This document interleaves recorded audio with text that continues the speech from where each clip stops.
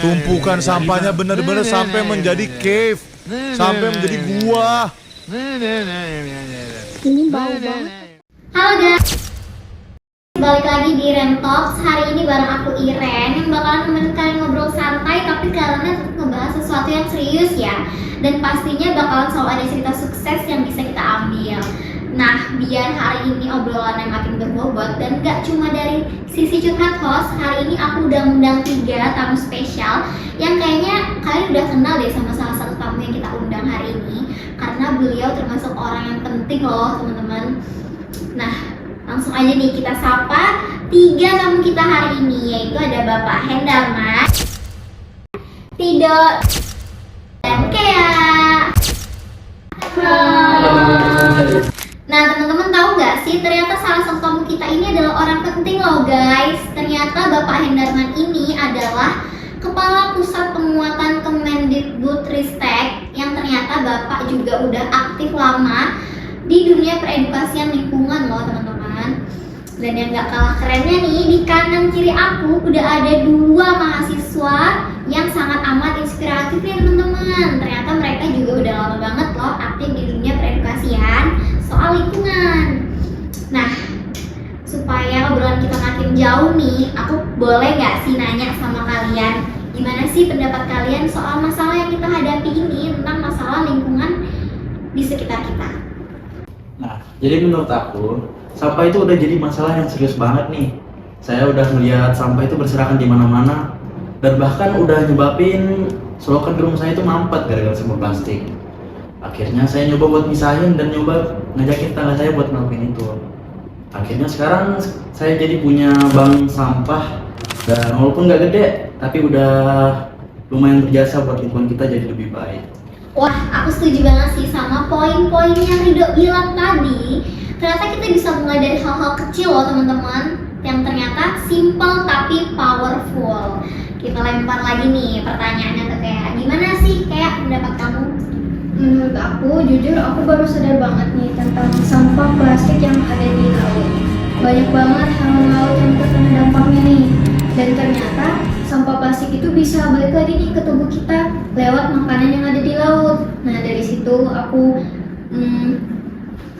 sadar banget nih tentang pemakaian plastik yang sekali pakai. Wah, jawaban Kayak nggak kalah keren ya teman-teman. Aku juga setuju sih. Yang menurut kita kelihatannya simple dan sepele, ternyata tuh bisa jadi berdampak besar loh buat lingkungan dan terutama buat tubuh kita nih teman-teman. Kalau misalkan Pak Hendarman nih, aku lebih penasaran sih sama jawaban Bapak Hendarman. Gimana sih jawaban Bapak? Kalau menurut saya, masalah sampah plastik ini masalah yang sangat serius. Sampah itu ada di mana-mana, di jalanan, di sungai, bahkan di tempat yang harusnya bersih. Nah, saya sendiri tuh mulai benar-benar sadar waktu ikut bersihin sungai. Nah, saya ngelihat tumpukan plastik yang nggak terurai, itu bikin mikir ini nggak bisa dibiarin. Nah, dari situ saya mulai ajak orang-orang sekitar buat lebih peduli, minimal dari cara buang sampah yang benar dulu. Wah, hebat banget nggak sih pemikiran Pak Hendarman tadi? Aku sih juga setuju ya, Bapak Hendarman nih hebat loh guys. Dia bisa ngajakin orang-orang sekitar buat makin kebuka nih pikirannya, biar lebih peduli sama lingkungan sekitar. Oh iya Pak, saya mau nanya nih, menurut Bapak apa sih dampak paling nyata dari sampah ini yang udah Bapak lihat di lingkungan sekitar kita? Wah, banyak banget tuh. Nah, contohnya itu kayak plastik itu, kena dari saluran-saluran air tuh ya. Nah, itu kalau hujan deras, nah itu bakal ngalangin saluran airnya, jadi bakal banjir. Nah, saya juga tuh pernah nih nemu plastik kecil, kan kalian tau kan plastik kecil itu? Ya kayak mikroplastik itu. Ya betul, mikroplastik. Nah itu mikroplastik itu bisa nggak sengaja dimakan ikan. Kasian kan? Iya betul. Nah selain itu, plastik ini juga nggak gampang terurai, bisa ratusan tahun loh. Itu. Ya sih. Saya jadi kepikiran nih. Kita ini kayak udah terbiasa buang sampah sembarangan, jadi kayak ngeremehin gitu. Jadi kita seharusnya itu bisa lebih aware lagi buat nggak buang sampah sembarangan gitu ya Pak. Iya, betul. Banyak yang mikir, cuma satu sampah doang. Ya. Padahal dampaknya itu bisa besar banget. Iya. Banyak ini orang-orang tuh lupa Mereka kira kalau mereka buang sampah sembarangan itu udah hilang itu aja. Padahal itu sampahnya ini bakal pindah tempat gitu. Dan bisa merusak lingkungan kita. Iya. Betul nggak? Pak Hendarman, saya juga mau nanya nih. Kan sampah plastik bertambah nih setiap tahunnya, bahkan sampai ada yang 20 ton lebih per tahunnya. Gimana solusi atau usaha-usaha jangka panjang buat ketergantungan masyarakat terhadap plastik yang sekali pakai tetapi tetap praktis? Apa solusinya dari saya menurut saya? Pakai bahan-bahan yang ramah lingkungan. Kan ada tuh. Contohnya kantong plastik yang ramah lingkungan yang terbuat dari singkong atau enggak dari bahan-bahan alami yang bisa diolah itu. Ya, terus bisa juga pakai paper bag, terus tote bag kanvas dan lain sebagainya lah. Nah, gitu. Terus program daur ulang di Indonesia nih udah cukup belum nih? Belum banget ya, soalnya tempat buat daur ulang ini masih terbatas. Biasanya cuma ada di kota-kota besar. Kemudian sampah ini masih campur aduk, jadi susah dipilah. Nah, teman-teman, tadi kita udah denger nih dari 3 narasumber kita yang udah kita undang hari ini. Mereka kan udah sama-sama ngeluarin nih pendapat mereka ya masing-masing. Nah, aku sebagai host nih, boleh nggak sih teman-teman aku juga ngeluarin pendapat aku? Boleh. Kalau dari aku pribadi ya, kayaknya nih buat orang-orang awam yang nggak terlalu ngerti soal lingkungan, mereka bakal nganggap itu masalah sepele ya, karena mereka nggak langsung menghadapi nih masalahnya. Nah, buat kalau menurut aku ya, kayaknya sih emang dari 3 yang kalian omong itu semuanya ada poin-poin pentingnya nih. Ya terutama misalnya yang tadi udah bilang Bang Sampah, Bapak Hendarman bilang mengajak warga-warga buat sama-sama membersihkan ya, dan kayak juga ngasih pernyataan nih kalau misalkan kita tuh harus sama-sama sadar nih, karena itu juga bahaya kan buat diri kita sendiri.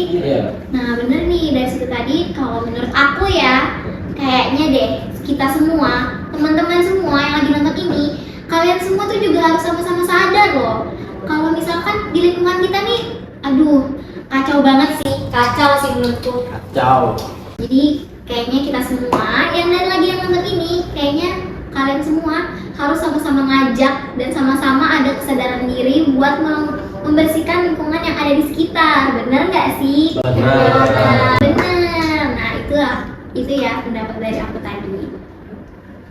Dok, saya mau nanya nih, bank sampah itu apa sih? Dan gimana cara kerjanya? Nah, jadi bank sampah itu kayak tempat nabung gitu.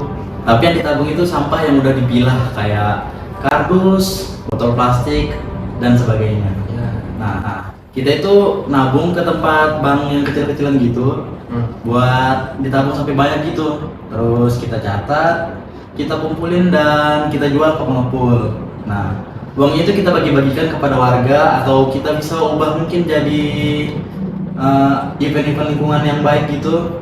Nah, pokoknya itu bisa jadi hal yang positif dan membantu ya. Oke, jadi gitu kerjaan bagus. Sampah plastik yang paling serius mendapatkan perhatian. Ya benar, sampah plastik ini terus meningkat setiap tahunnya. Diharapkan pemerintah bisa menemukan solusi untuk mengurangi produksi sampah. Dibarengi dengan pengelolaan sampah yang bertanggung jawab sehingga plastik berakhir rilis. Kondisi laut Indonesia kini berada dalam situasi kurang beruntung. Beberapa titik sudah jadi tempat pembuangan. Wah, nggak kerasa ya obrolan hari ini bener-bener bikin kita melek nih dan penuh insight, terutama dari hal kecil kayak bawa tas belanja sampai bikin komunitas yang dampaknya luar biasa buat lingkungan.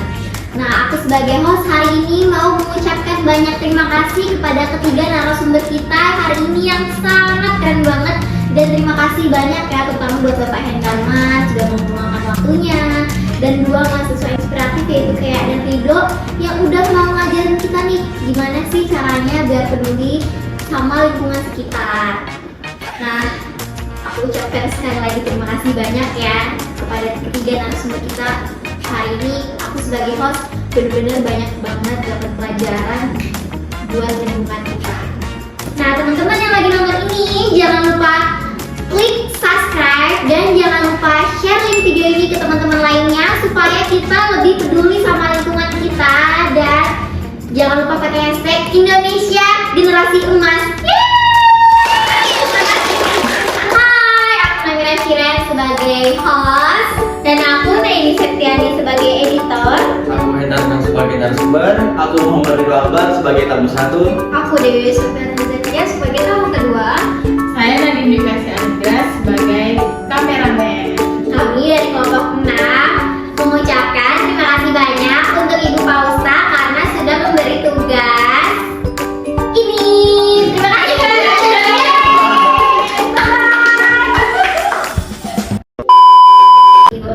Nah,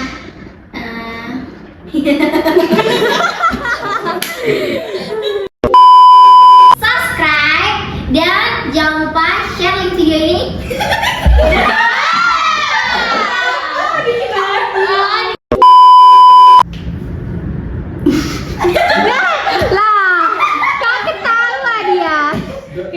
A few moments later.